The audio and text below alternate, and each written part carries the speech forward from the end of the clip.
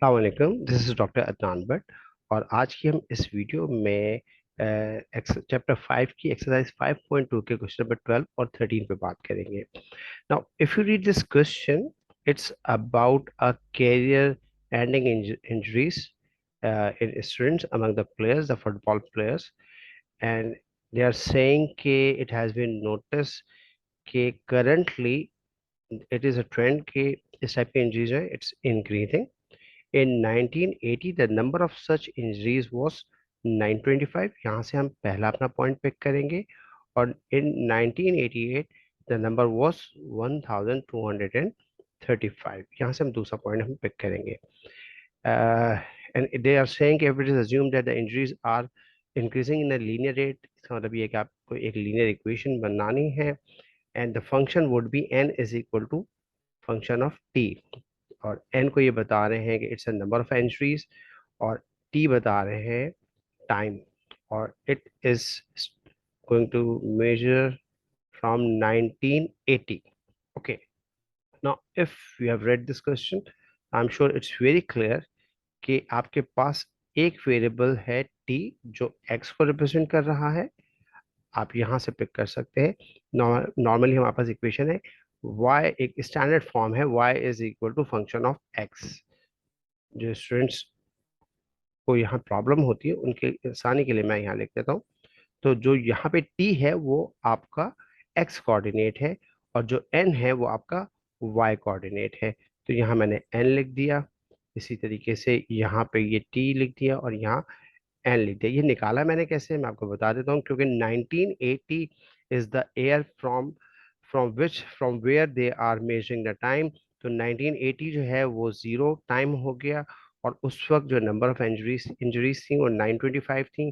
925 लिख दिया, इसको मैंने लिख दिया T1 और N1 का नाम दे दिया। 1988 is the second year which is given. तो 1988 को अगर आप फिंगर्स पे भी गिनेंगे तो T इज इक्वल टू 8, और इस वक्त 1235 इंजरीज मौजूद हैं। तो हमने यहाँ पे ये दो पॉइंट ले लिए।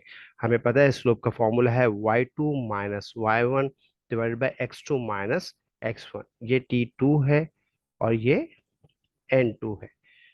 तो मैंने N2 जो है यहाँ पे y2 माइनस y1 में मैं 1235 को माइनस करूंगा 925 से, और डिनोमिनेटर में लिखूंगा 8 माइनस 0।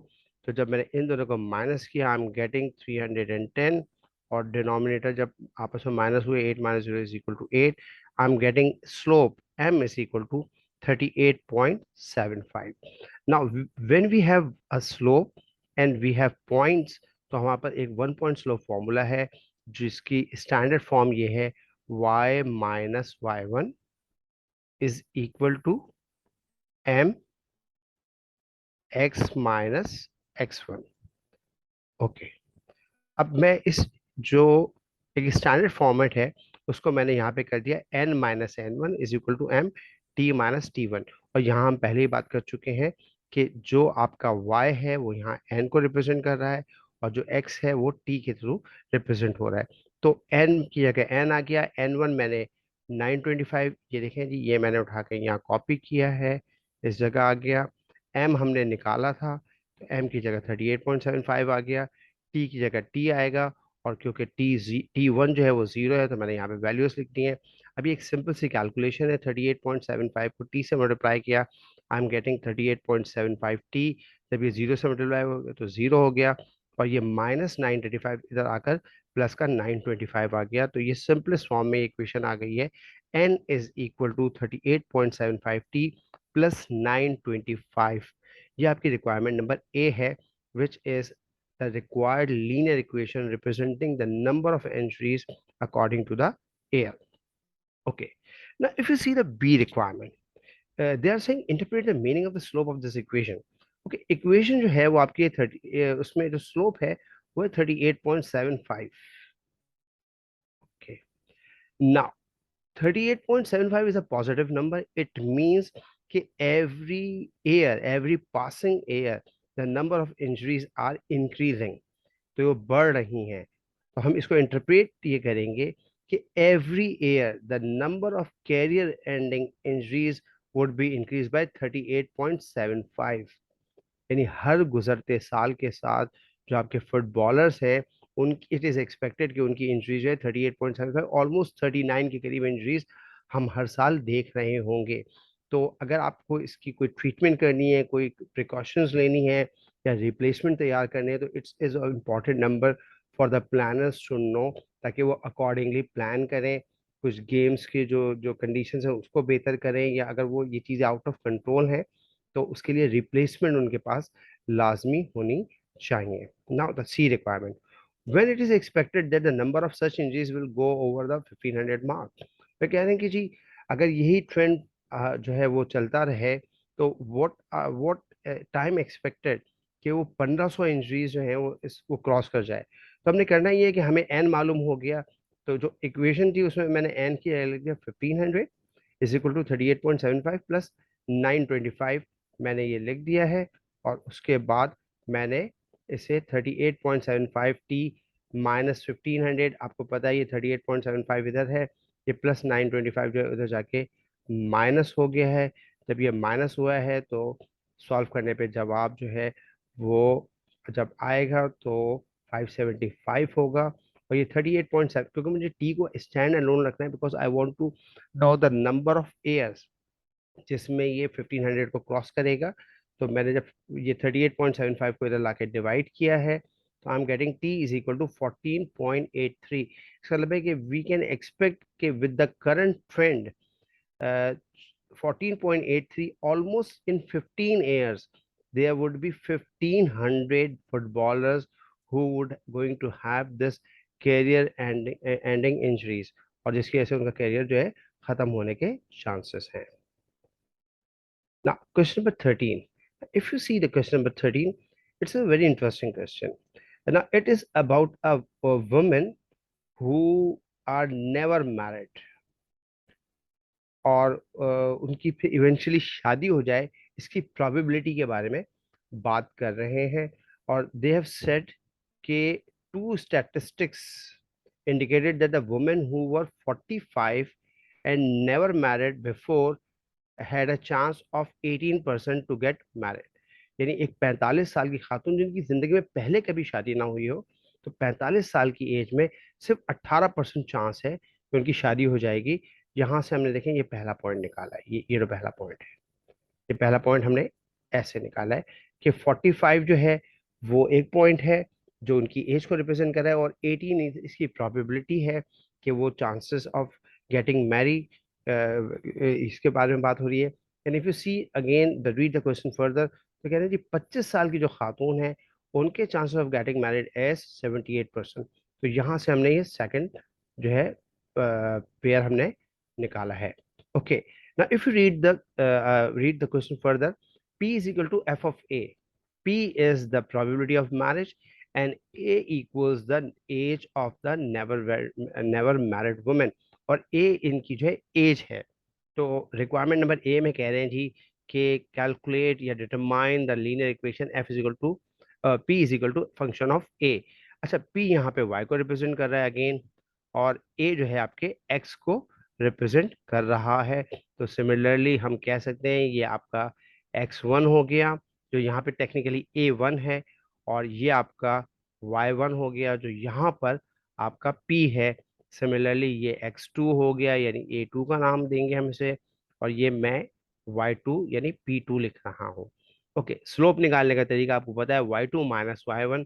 तो मैंने क्या किया है, y2 माइनस y1 और x2 माइनस x1। अच्छा, इसमें मैंने इंटरेस्टिंगली दिखाने के लिए मैंने क्या किया है, मैंने y2 minus y1 upon x2 minus x1। तो मेरे पास एक दो स्टूडेंट्स के कमेंट्स आए थे, उनका ये सवाल था कि अगर हम गलत लेबलिंग कर दें, हम बेख्याली में x2, जिसको मैं यहाँ पे नॉर्मली क्या करता हूँ, मेरे जितने भी क्वेश्चंस आप देखेंगे, जो पहला पेयर होता है उसको वन और टू, उसको वन की लेबलिंग करता हूँ और जो दूसरा पेयर होता है उसको टू की लेबलिंग करता हूँ। उनका सवाल ये था स्टूडेंट्स का, अगर हम गलत लेबल कर दे तो क्या होगा। तो यहाँ देखिए मैंने उल्टा करके इसको सॉल्व किया है। मैंने लेट सपोज इसकी लेबलिंग करते हुए इसको टू का नाम दे दिया है, x2 माइनस ये y2 हो गया, और ये जो है ये हो गया x1 और y1। ओके, इसके हिसाब से मैंने किया है तो 18 - 78, 18 - 78 और 45 - 25 -60/20 आया, और final m is equal to -3।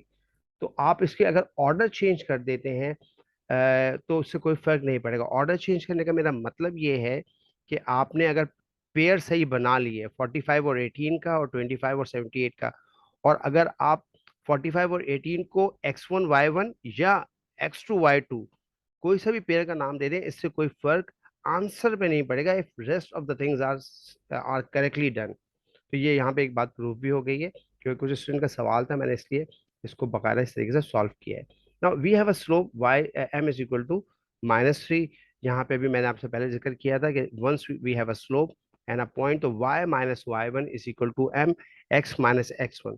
मैं इस फॉर्मूले में जो है पुट कर रहा हूँ। मैंने इसको जब सॉल्व किया, y - y1 is equal to m x - x1। Okay जी, यहाँ पे मैंने p माइनस, यहाँ पे मैंने 18 की वैल्यू डाल दी है।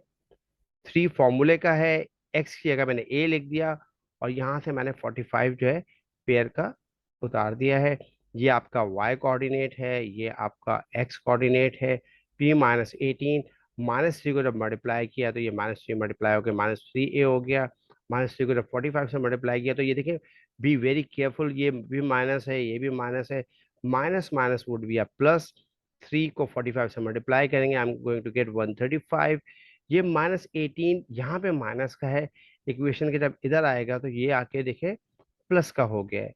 135 + 18 -3a + 153 is my required equation, which is showing a probability of a woman of getting married according to age. And basically what they are saying कि probability of getting married is a function of age for a woman। ये हमारी requirement number A थी। Now, in the requirement number 2, they are saying interpret the slope and p-intercept। अब देखिए, इसमें intercept आपका जो slope है वो तो -3 है, और जो इसका पी इंटरसेप्ट है ना, जिसको हम वाई इंटरसेप्ट कहते हैं, आपको पता है जो कांस्टेंट टर्म होती है वो आपकी वाई इंटरसेप्ट होती है, 153 है। तो it is very interesting to interpret this. देखते हैं जी। बिकॉज द स्लोप इज -3, तो हम बड़े आराम से कह सकते हैं कि they have a negative correlation, relationship is negative। इसका मतलब है as your age is passing on, your chances of getting married is decreasing। और ये decreasing जो है ये मैंने इस माइनस साइन से पकड़ा है। Okay, your chance of getting married is decreasing, और ये हम नेचुरल अपनी अपनी एक नॉर्मल लाइफ में भी ये देखते हैं, बड़ा एक नेचुरल फिनोमेना है। Okay, the second thing, how to interpret this three. Three means के every year your chances of getting married is decrease by 3%। हर गुजरते साल के साथ, अगर आप किसी खातून की शादी नहीं हुई है, तो हर गुजरते साल के साथ वो 3% से उसकी प्रोबेबिलिटी कम होती चली जाएगी। This is the interpretation of slope. But when you talk about this y-intercept which is 153, the interpretation is very interesting। आपको पता है जी, वाई इंटरसेप्ट के लिए एक्स का 0 होना जरूरी है, और एक्स यहाँ पे ए है। ए का 0 होने का मतलब है कि जब बच्चा पैदा होता है, तो इसकी इंटरप्रिटेशन ये बनेगी, पी इंटरसेप्ट शोज, अच्छा वो 153 है, 153 का मतलब 153% है। P intercept shows that when the age of a woman is 0, it means when she is born, the probability of her marriage is 153%, and which is not meaningful at all, क्योंकि आपको पता है लीगल एज जो है शादी की वो 18 साल के करीब है। तो इसलिए ये जो 153% है, ये टेक्निकली एक जो है वो कोई मीनिंगफुल नंबर नहीं है। इसकी इंटरप्रिटेशन जो है वो इतनी मीनिंगफुल नहीं है। Now the last requirement, if the restricted domain on this function is 20 to 50, ये बता रहे हैं restricted domain 20 to 50 है, इसका मतलब ये है कि आप a की जो वैल्यू है वो 20 से 50 के दरमियान डालेंगे।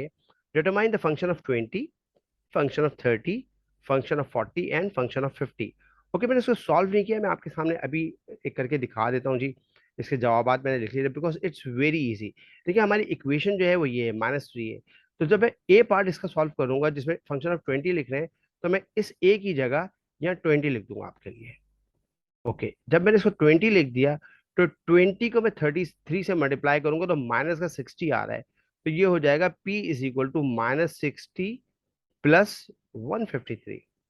और आई एम श्योर ये बड़ी बिल्कुल ही सिंपल सी कैलकुलेशन है कि -60 और 153 को जब मैं सॉल्व करूंगा, इसका मतलब है 153 में से 60 को मैं माइनस करूंगा, I am going to get 93%। Now the second requirement जो थी इसकी, वो थी फंक्शन ऑफ 30। यहाँ ये लिखा जी, फंक्शन ऑफ 30, फंक्शन ऑफ 30। ये कैसे सॉल्व होगा? मैं एक ही जगह अब यहाँ पे लिख दूंगा 30। अब 30 लिखूंगा तो मैं -3 को 30 से मल्टीप्लाई करूंगा, तो I am going to get ये -60 जो है, इसकी जगह मैं अपनी सहूलत के लिए यही लिख देता हूँ, -90 हो गया।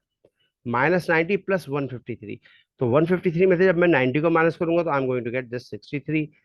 इन द वेरी सिमिलर फैशन, जब मैं 40 को जो है यहाँ पे वैल्यू डालूंगा तो मेरे पास आ जाएगा 33 रिमेनिंग। और जब मैं एफ को लिखूंगा, जब मैंने एफ को आपके सामने लिखा है कि वो 50 है, तो the probability of getting married is just 3%। Thank you.